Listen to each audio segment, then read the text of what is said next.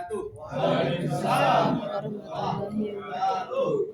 Alhamdulillahirrahmanirrahim. Pada kesempatan yang berbahagia ini kita semua dapat berkumpul di kegiatan, yaitu kegiatan untuk kita membahas sebuah materi yang akan saya sampaikan nanti. Semoga materi yang akan saya sampaikan nanti gampang dipahami oleh para teman-teman semua.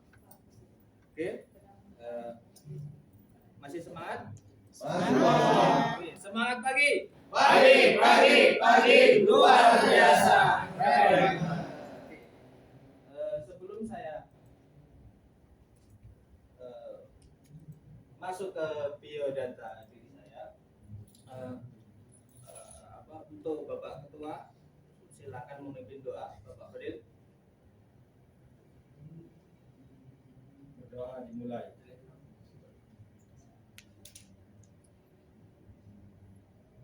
Selesai. Oke, terima kasih. Selanjutnya untuk biodata diri saya. Sebelum biodata ini berkas informasi sudah saya bagikan. Silakan untuk Bapak Ketua untuk memulai mengisi absensi sesuai dengan urutan absen masing-masing. Untuk biodata identitas diri saya bernama Miftahuddin. Miftahuddin, tanggal lahir yaitu di Pringsewu, Lampung, bulan Juni 1992. Untuk alamat masih di Kecamatan Pringsewu, Lampung. Untuk BLK saya itu di BLK Komunitas Nurul Yakin, Kecamatan Pardasuba. Ini dari Pringsewu ke Kecamatan Pardasuba itu sekitar 25 menit. Oke. Untuk nomor HP saya 085609550129. Untuk alamatnya silakan teman-teman tulis, soalnya nantinya akan tugas yang harus dikerjakan teman-teman dan diharuskan dikumpul ke email saya. Mungkin dari identitas saya ada yang bertanya? Cukup, Pak. Saya lanjutkan. Seperti indikasi saya, mohon perhatian untuk para teman-teman semua untuk mengecek mungkin dari kabel atau colokan yang belum tertata, yang nantinya akan mengganggu kegiatan kita. Silakan kita tempatkan di tempat yang memang tidak mengganggu kegiatan kita semua. Untuk jalur evakuasi untuk di kelas ini silakan kita keluar dari kelas, nanti ada tangga ke bawah. Nanti di situ adalah tempat titik kumpul kita semua, karena kalau di Pringsewu ini sekarang ini masih musim gempa, ya. Musim gempa satu hari ini 2 kali, ya. Ini informasi dari teman-teman saya. Semoga di Kecamatan Pringsewu khususnya Lampung diberikan keselamatan semua. Amin. Oke, selanjutnya untuk aturan kelas saya, mohon untuk kedisiplinan, yaitu kita berangkat atau masuk mulai jam 8 on time, ya. Yang kedua itu tidak boleh merokok. Tidak boleh merokok, nanti ada waktu sendiri. Terus menjaga kekondusifan. Oke, kondusif itu tidak ada yang ngobrol atau ada kegiatan individu atau kegiatan yang akhirnya mengganggu materi yang akan saya sampaikan. Mungkin dari ada yang mau menambahkan untuk aturan kelas ini? Boleh main HP, Pak? Tidak, Pak. Ya, tidak. Karena nantinya Bapak tidak akan memahami materi yang akan saya sampaikan. Oke? Oke, terima kasih. Untuk ada yang tahu ini gambar apa? Ikan. Ada ikan, Kanila. ada koki, terus apa lagi? Pisau. Pisau. Nah, dari gambar ini, saya mengambil judul cara menyiapkan komoditas yang akan dipotong. Ini adalah salah satu kejuruan yang tadinya itu dari BLK saya itu mengambilnya budidaya, ya. Ternyata di pemilihan kejuruan tidak ada budidaya. Akhirnya kita mengambil processing. Masya Allah, ternyata kita pelatihan di sana banyak ilmu yang kita dapatkan, yang akhirnya para peserta mempunyai usaha, yaitu kuliner atau usaha produk frozen Selanjutnya untuk roadmap pelatihan saya ambil dari unit kompetensi dengan kode THP ZR02-05901 dengan judul kompetensi melakukan proses pemotongan. Dari judul tersebut saya ambil dari elemen kompetensi. Elemen kompetensi ada 3. Saya ambil dari nomor pertama yaitu mempersiapkan peralatan dan proses pemotongan. Oke, untuk KOK-nya kita ambil 1.6 yaitu komoditas yang akan dipotong disiapkan. Ya, dari programnya ada judul pelatihan cara menyiapkan komoditas yang akan dipotong.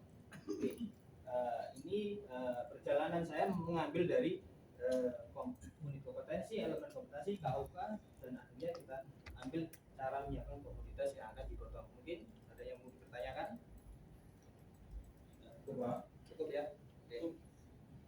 Judul cara menyiapkan komoditas yang akan dipotong itu mempunyai tujuan. Tujuannya apa? Peserta dapat menjelaskan langkah menyiapkan komoditas yang akan dipotong pada proses pengolahan sesuai dengan standar operasional prosedur sanitasi. Karena di dalam proses pembuatan pengolahan ikan itu berkaitan dengan sanitasi peralatan maupun bahan ya. Kalau kita tidak memperhatikan kehigienisan peralatan maupun bahan, itu akan sangat mempengaruhi produk kita dan mempengaruhi kesehatan konsumsi yang mengkonsumsi itu sangat mempengaruhi. Oke, untuk manfaatnya yaitu peserta mampu menyiapkan komoditas yang akan dipotong pada proses pengolahan ikan di tempat kerja masing-masing. Nah, setelah kita bisa mengetahui cara bagaimana menyiapkan, nantinya kita akan manfaat yang akan kita dapatkan yaitu kita dapat menyiapkan komoditas yang akan dipotong di tempat kerja masing-masing. Mungkin dari tujuan dan manfaat ada yang dipertanyakan? Tidak ya? Oke, kita lanjutkan untuk materi. Dari materi judul cara menyiapkan komoditas yang dipotong, saya tidak banyak, cuma 4 poin saja. Poin yang pertama yaitu mengetahui macam-macam komoditas ikan. Mengetahui macam-macam komoditas ikan. Mungkin dari daerah masing-masing ada komoditas ikan tawar, ada komoditas ikan. Mungkin di Sulawesi kebanyakan ikan apa ya Bu? Mana yang dari Sulawesi? Mungkin laut ya, ikan laut. Ikan tawar? Ada juga. Oke. Kalau di Pringseu khususnya itu kebanyakan ikan tawar. Ya. Kalau di Trenggalek itu kebanyakan ikan laut. Karena yang viral produk makanan itu tahu tuna itu kan. Oke. Untuk macam komoditas ikan yaitu ada 2, komoditas ikan tawar dan ada komoditas ikan laut. Contoh dari ikan tawar yaitu mungkin ikan lele, ikan gurame, ikan apa lagi? Nila, terus ikan apa lagi? Ikan? Ada yang tahu? Ikan emas ya. Dan ikan-ikan lainnya. Banyak sekali contoh dari ikan tawar. Contoh ikan laut, yang pertama untuk produk tahu ada ya ikan tuna. Nah, ini adalah salah satu ikan yang sangat disukai oleh orang-orang Cina maupun Korea. Itu ikan tuna. Ikan tenggiri kalau di Indonesia itu kebanyakan dibuat empek-empek ya. Empek-empek. Palembang itu kebanyakan dari ikan tenggiri ya. Tenggiri, ada ikan libung, ada ikan apa? Salmon ya. Mungkin ada ikan apa yang Anda tahu tentang ikan laut? Ikan paus juga ya. Ini banyak sekali kemudian ikan hiu ya, itu ada. Ikan duyung dan seluruh komoditas ini ya, mau komoditas ikan tawar maupun ikan laut itu bisa dijadikan sebuah produk makanan berbagai macam. Berbagai macam produk, nggak hanya daging ikannya saja, tapi dari sisik maupun tulang kita olah semua menjadi sebuah produk makanan. Oke, nah, mau ada yang ditanyakan? Apa saja sih produk makanannya? Nggak ada yang tanya? Oke, banyak sekali yang bisa kita dapatkan dari komoditas ikan tersebut. Contoh ya, contohnya tadi buat nugget ikan, ada bakso ikan, ada apa lagi sosis ikan, ada otak-otak ikan, terus ada apa lagi? bikin jadi kerupuk tulang ikan, ya. Ada abon ikan. Udah pernah mencicipi produk dari komoditas ikan, Pak? Mungkin abon ikan belum? Oh, saya nggak bawa ini Pak, kemarin buat. Dari bakso ikan udah ada yang pernah? Udah. Udah ya. Ikan apa yang dibuat? Tawar atau ikan laut? Ikan-ikanan. Wah. Ikan apa? Laut. Ikan laut ya. Ikan laut. Bakso ikan kebanyakan dibuat dari ikan tuna ya, atau ikan sejenis tongkol lah ya. Itu. Untuk yang kedua, mungkin materi yang pertama ada yang mau dipertanyakan? Cukup ya? Oke. Untuk yang kedua, mendata komoditas yang akan kita butuhkan. Pendataan ini, sebelum kita melakukan proses pemotongan, kita harus mendata apa saja yang kita butuhkan. Ya. Kalau kita membuat sosis atau kita membuat bakso ikan atau kita membuat nugget ikan, kita harus memilih yang cocok untuk rasa bakso itu ikan apa. Bakso cocoknya ikan tuna atau ikan tenggiri, jangan kita pakai bakso ikan nila, karena mungkin dari tekstur atau hasilnya itu rasanya itu sangat berbeda. Jadi menyesuaikan rencana yang akan kita butuhkan komoditasnya kita siapkan. Contohnya kita mau membuat sosis ikan. Sosis ikan itu dari ikan gurame itu enak. Kita siapkan contohnya ikan tenggiri, ikan gurame. Yang kedua gunting. Gunting ini fungsinya untuk memotong siripnya atau bagian tubuh yang tajam. Yang ketiga pisau. Pisau ini fungsinya untuk menyisik dan untuk memotong atau memfilet. Memfilet Pak. Menghilangkan duri, Pak. Menghilangkan duri atau memisahkan duri dan tulang dari daging. Kalau di BLK kami itu ada mesinnya sendiri pemisah tulang dan daging. Jadi kalau ikan dimasukkan itu pisah semua. Tulang maupun daging itu pisah sendiri. Tapi dalam jumlah yang banyak. Kalau hanya cuma 1, 2 sampai 10 ya manual saja. Jangan pakai mesin. Itu ada peralatannya itu ada.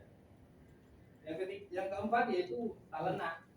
Talenan adalah salah satu tempat untuk kita untuk melakukan proses pemotongan. Tanpa talenan ini ya kita akan susah. Yang nantinya ada kecelakaan kerja, mungkin meleset, tangan kita akhirnya terkena pisau. Pun talenan ini juga harus kita bersihkan. Kita bersihkan, terus kita jamin bahwasanya talenan itu sudah bersih dan higienis. Untuk yang kelima, koran, keenam kain lap, yang ketujuh baskom. Nah, ini fungsinya masing-masing. Setelah kita potong, kita bungkus dengan plastik. Talenan kita lap, baskom itu adalah untuk wadah limbah, ya kan? Wadah limbah mungkin dari kotoran ikan kita wadahkan atau hasil dari pemotongan kita wadahkan di tempat yang seperti baskom ini. Untuk dari materi yang kedua ada yang mau bertanya? Cukup Pak? Cukup? Oke. Kita lanjut ke poin yang ketiga. Langkah-langkah menyiapkan peralatan yang akan digunakan dalam proses pemotongan dan bahan yang akan dipotong. Yang pertama, langkah kita apa saja untuk mencapai sebuah hasil yang maksimal dalam proses pemotongan? Yaitu yang pertama mengakses informasi di tempat kerja, mengidentifikasi dan kebutuhan proses. Caranya bagaimana kita masuk ke tempat kerja kita cek peralatan. Mungkin kalau pisau sudah siap, kita lihat komoditas ikan kita sendiri atau tuna yang begitu besar. Nah, kita membutuhkan tidak pisau, tapi membutuhkan alat yang lebih besar, mungkin golok atau sejenis peralatan yang mungkin bisa untuk mempermudah kita dalam pemotongan. Yang kedua, memilih APD. Kalau untuk memasak itu pakai apron ya, atau apa? Celemek ya.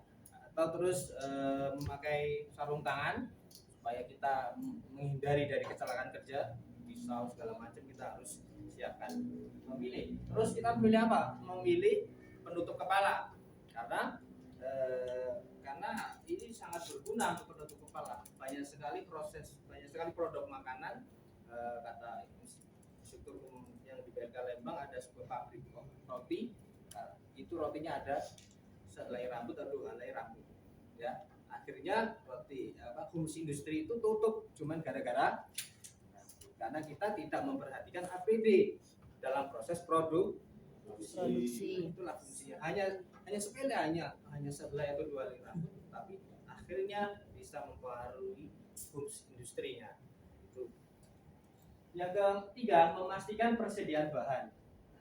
Kalau kalau bahan kita sudah ada atau belum ada, masih kurang, kita harus menyiapkan dan memilih mana yang akan kita gunakan. Mungkin dari tadi yang saya bilang, kita harus menyiapkan mungkin komoditas tawar atau lauk, kita harus pilih dan kita siapkan untuk proses pemotongan tersebut. Mungkin dari langkah materi yang ketiga ini, ada yang mau bertanya? Cukup? Oke, lanjut. Untuk poin yang terakhir, yaitu cara menyimpan komoditas pada tempat yang sesuai. Cara menyimpan komoditas pada tempat yang sesuai yaitu bagaimana setelah komoditas kita potong, dari awal sudah dicuci, setelah kita potong dicuci apa enggak, Bu? Ikan setelah dipotong apa dicuci apa enggak? Dicuci. Harus, dan itu wajib dicuci karena sangat berbahaya kalau tidak dicuci. Kita cuci, terus kita tiriskan terus kalau memang kita harus simpan, kita bungkus dengan plastik rapat, terus kita dinginkan atau ditempatkan di tempat yang seperti kulkas ya, di freezer, dibekukan ya. Itu bisa beberapa hari itu bisa kuat ya, Bu. Mungkin ada yang 1 bulan ya, Bu, atau lebih. Ya. 1 tahun. Jangan 1 tahun ya, Pak ya. Tidak rasa. Kalau hanya untuk siang kita pagi potong, hanya kita pakai mungkin pakai penutup seperti mangkok, karena tempat akan kita proses tidak jauh dari proses pemotongan. Ada yang mau bertanya? Ini materi terakhir sebelum kita masuk ke kesimpulan. Ada yang mau bertanya? Tidak? Cukup ya? Kesimpulan dari judul ini, judul cara menyiapkan komoditas yang akan kita potong, yaitu poin yang pertama adalah kita mengetahui macam-macam komoditas.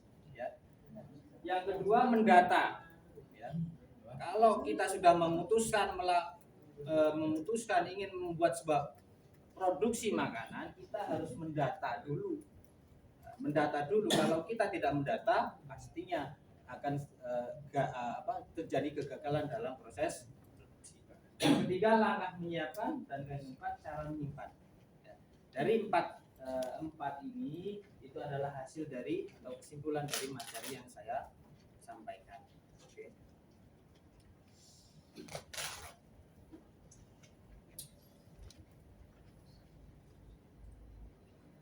Jadi saya mau bertanya untuk berkaitan dengan komoditas ikan ya. Sebutkan 4 jenis ikan yang termasuk komoditas ikan laut ya. 4 saja. Mungkin dari kelompok sini.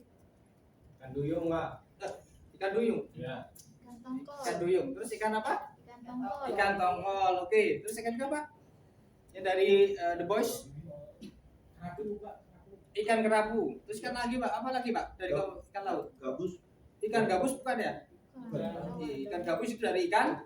Oh iya. Komoditas ikan tawar ya. Mungkin kelompok sini ikan Cakalang, Pak. cakalang. Oke ya. Dan itu semua bisa dikelola menjadi sebuah produk makanan ya. Makanan yang bersifat frozen ya, itu sangat viral ya, sangat disukai oleh anak nilai gizinya tinggi dan nilai kalau makanan yang bersifat instan itu sangat berbahaya. Makanya banyak sekali orang tua membeli produk makanan yaitu frozen food. Banyak sekali di Pringsewu atau di Lampung yang terjun di bidang home industry frozen food.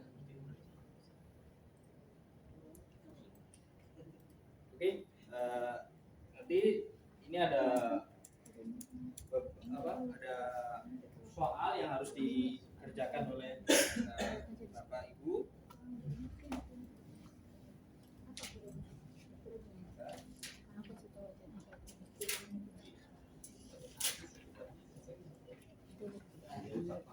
Silakan dikerjakan dalam waktu 2 menit, oke? Silakan dikerjakan dalam waktu 2 menit, dibaca dengan benar, oke? Selesai, oke, dikumpul ya.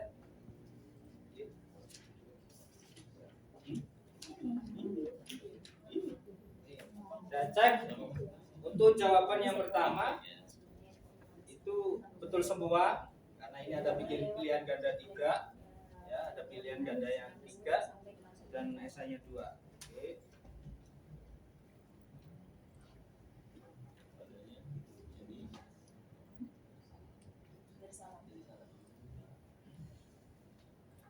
Sebelum saya mengakhiri materi pada pagi hari ini, saya kasih tugas tambahan yaitu sebutkan bagaimana cara mengetahui ciri-ciri ikan segar dan ikan tidak segar.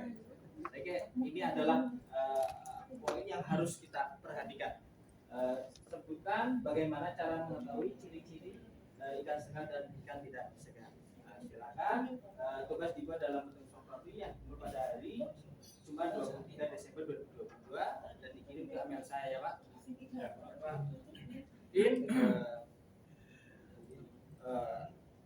Materi yang saya sampaikan sudah cukup. Silakan dibereskan mungkin dari laptop yang masih diaktifkan silakan dimatikan, terus alat-alat tulis silakan dimasukkan ke dalam tas. Oke, sudah Pak, sudah. Oke, kepada Bapak Ketua untuk bisa menutup kegiatan kita pada pagi hari ini. Silakan Pak. Sebelum menutup pelajaran hari ini, mari kita berdoa dengan diri masing-masing. Doa dimulai. Sudah selesai. Oke, terima kasih. Banyak kesalahan, saya mohon maaf. Saya akhiri. Assalamualaikum warahmatullahi wabarakatuh. Waalaikumsalam.